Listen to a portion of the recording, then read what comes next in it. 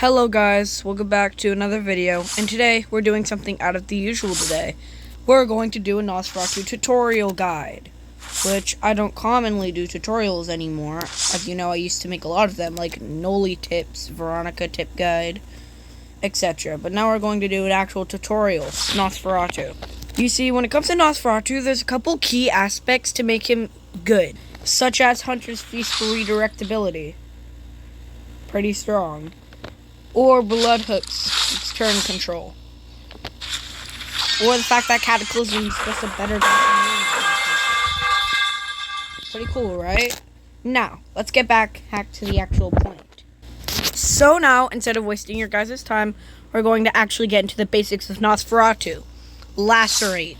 You see, this may sound like a pretty cool ability, but it's literally just his M1, nothing special. Now, to explain how Lacerate works, we're going to have to look at Slasher's M1. You see, when it comes to killers, Slasher is the one I find comes in mind when it comes to abilities like Lacerate. See, Slasher's M1 is literally just Lacerate, but stronger. I mean, yeah, they have the same hitbox, but Slasher's, upon initial reaction with an actor that's collidable with this, will do less base damage, however, more damage in total because of bleeding. Nosferatu's M1 is literally just high base damage. Now, when it comes down to it, there's specific combos that can make this move stronger, such as Raging Pace's dash, or behead combos. Or when someone misses a stun and you can slash and gashing wound where they're going. There are plenty of ways to make the combo strong. Now this applies really well with Nosferatu. Wait, wasn't I just supposed to say Nosferatu? Oh well, future me problem. But anyway, when it comes down to it, Nosferatu has these types of combos too. However, they work differently. Yes, Slasher can do most of these combos just as well as Nosferatu can, but for the sake of the video and adding more time so people watch it more, or probably less, here it is. Now, also when it comes down to it, here's one method. Hold up. Now I can show you one method with Nosferatu. This is what I call wall dragging. It works with almost every ability in the game, such as Bloodhook, or anything else. Cataclysm, Hunter's Feast, you name it. Ascension. What makes this strategy specifically so strong is because it counters looping entirely. Removes the whole factor of looping when it comes down to it. Now, how can this work specifically in other methods? Just like the one I did right now. I M1'd earlier, but because of my speed above the survivor, I was able to hit it earlier than I would have if I had to walk up to them then M1. This is a very effective mechanism because, well, it applies more power when it comes down to it. Now let's go. Bruh. Rondo. Oh, shoot. Now, you see, when it comes down to it, this takes a lot of strategy. I'm not very good at doing it myself, but now that is one method. That is another method. When he blocked, I M1'd earlier before it ended, but because of the wind-up time, the block ended before my M1 started its actual hitbox appearance, which allowed me to get earlier hits, like this.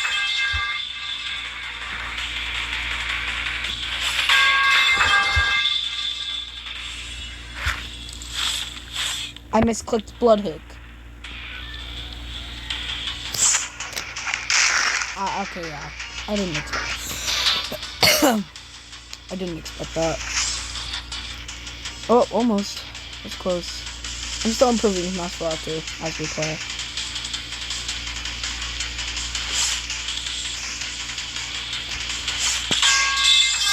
As you see, I M1 earlier and then turned towards them as I'm M1ing to gain more total value. Now you can even bait with this, such as this. Okay. Oh yeah, I forgot it's slowed.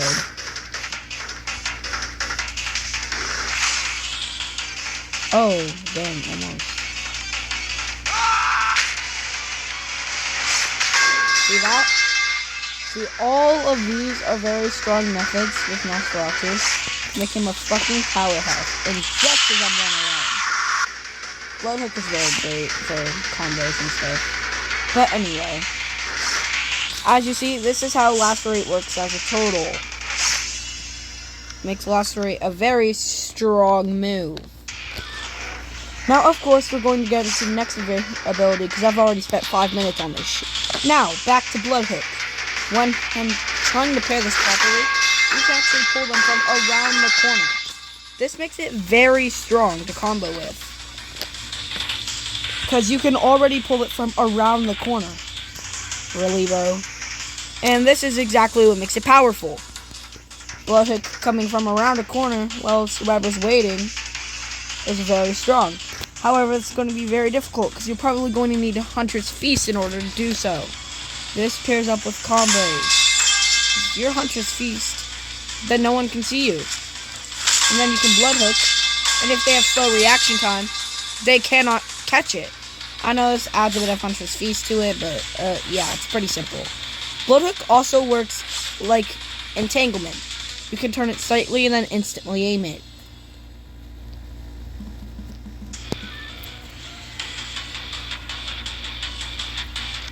I'm gonna full heal him real quick. Run away. As you see, I'm not very good at...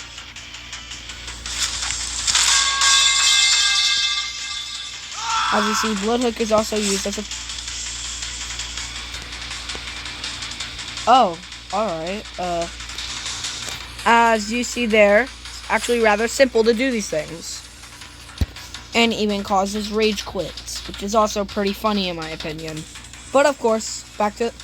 I tried to grab that. We're going to Cataclysm now.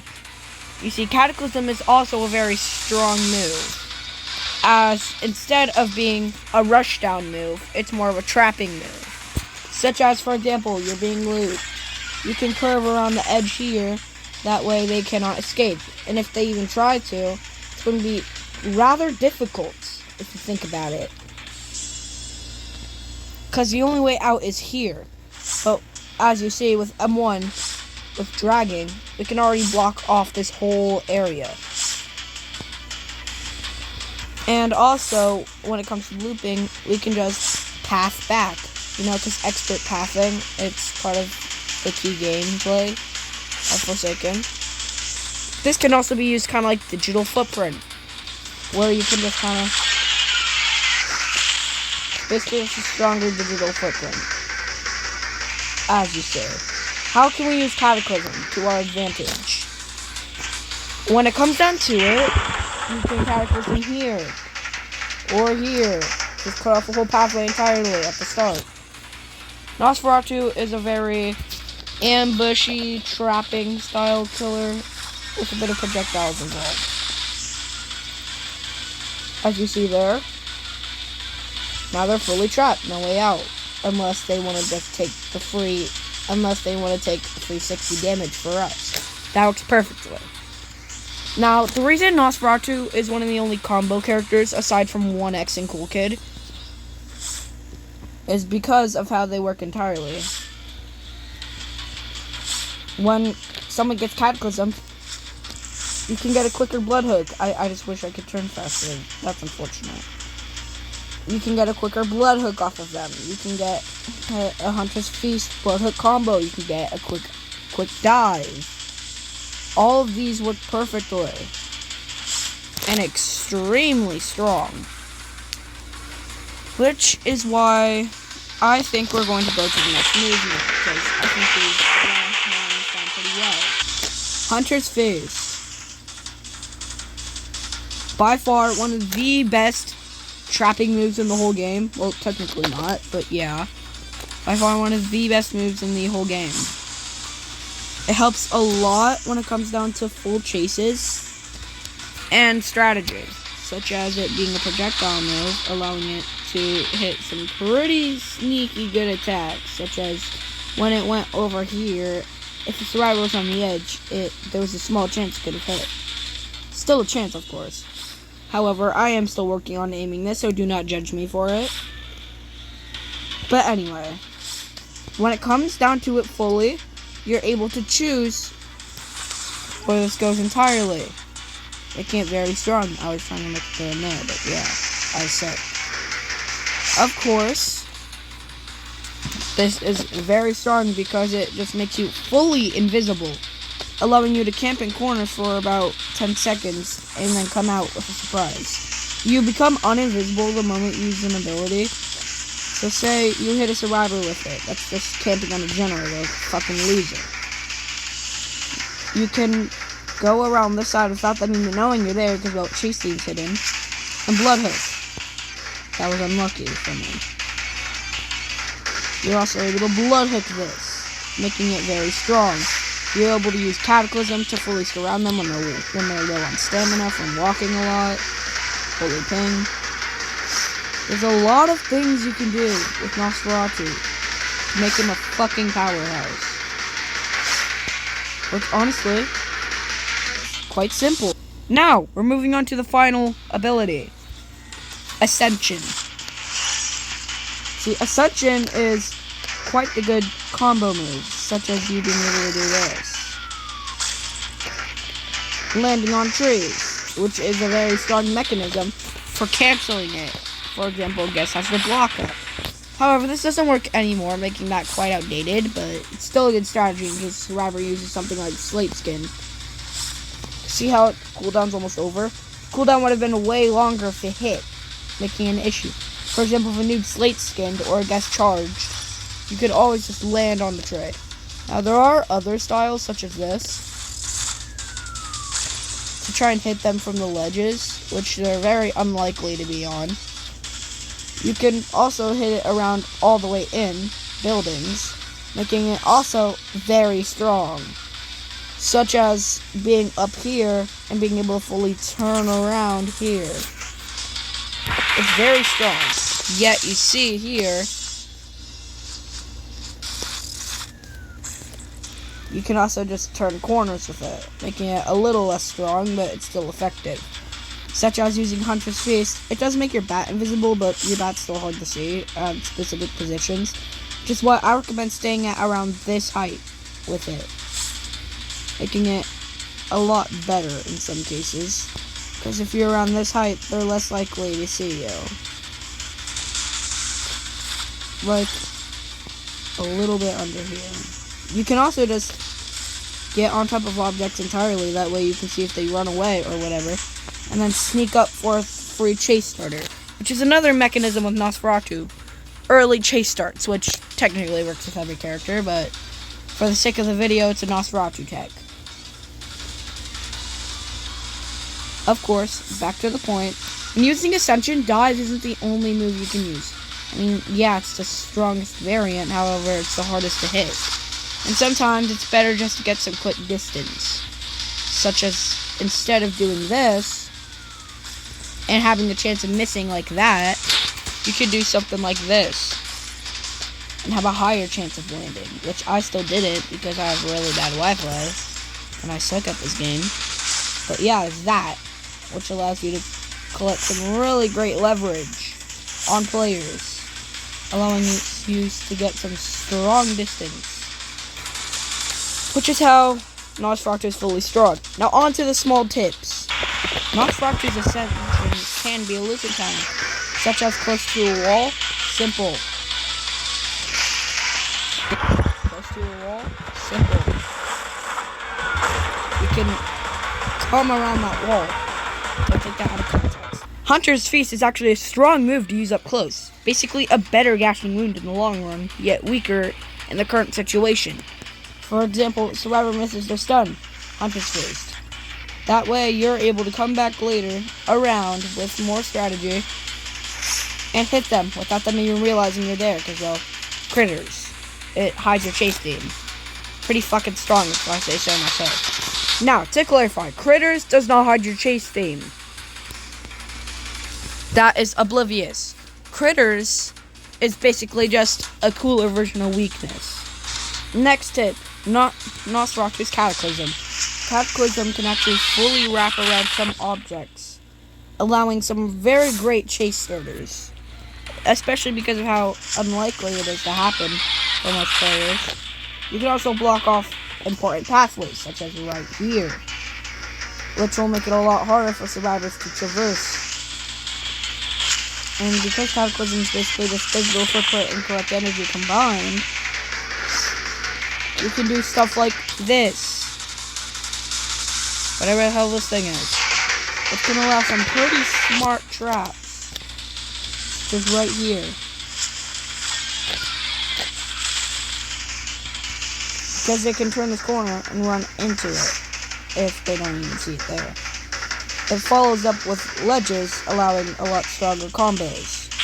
In fact, when pairing Cataclysm with something else, you can actually just blood hook up a ledge and pull them into the Cataclysm. Pretty strong. More fun facts. Bloodhook's hitbox is actually around the hook, not the actual hitbox. Which is how we're able to do stuff like this. Damn it. Which is how we're able to do stuff like this. Damn it. Which is how we're able to do stuff like this. Because the hitbox is a natural hook, not the hitbox itself. Which can also allow for some combos like this.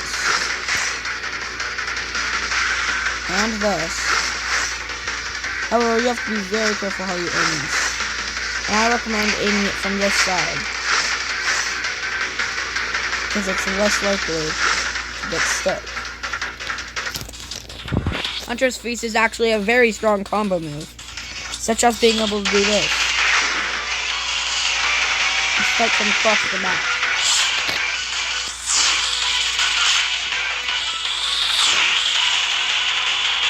Hunter's Feast is easily one of the highest level moves in the whole game.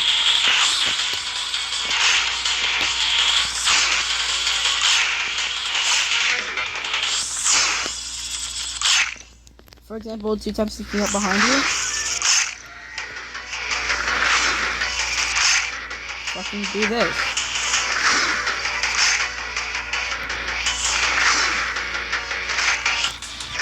Very simple combo, but if you learn to time it correctly, it becomes a very powerful move. You're able to hit Nosferatus from around corners,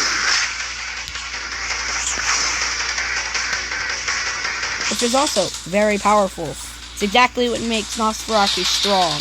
Nosferatu actually counters generators, if you didn't know. See, unlike Noli, Nosferatu cannot teleport, however he can fly, which is essentially just a stronger version of Observant, in my opinion. Now here's one way this can work. Dropping down in front of the players. Or just like camping nearby them. Landing on top of the generator to either hit them with an M1 or a lacerate. Pretty strong. More fun facts. Instead of Cataclysm being used like this, it's actually more efficient for it to be used like this. Because Cataclysm is a more instant damage, unlike Digital Footprint, which is more strategic based. Up here is essentially stronger than doing it down here, pretty much, yeah. Of course, that is all for my combos and guides video. Thank you all so much for watching, and I'll see you all next time.